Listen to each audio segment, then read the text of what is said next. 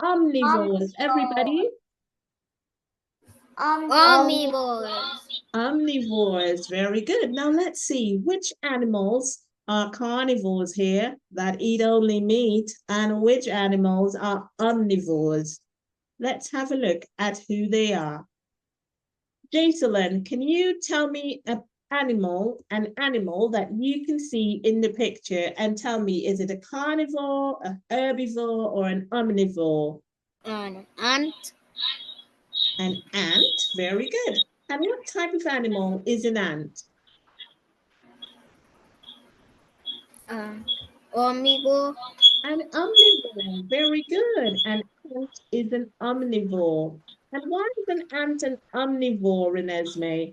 Because it eats plants Mm-hmm.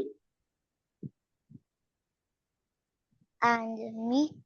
That's right, because it eats both plants and meat. Very good. Well done. I have got a Roblox star for Renesmee today. Great job, Renesmee.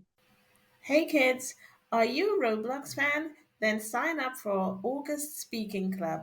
It's a Roblox Girls Summer where we're going to be learning and speaking, having lots of fun using Roblox with Luna, the Roblox superstar. I can't wait to see you there. Bye bye.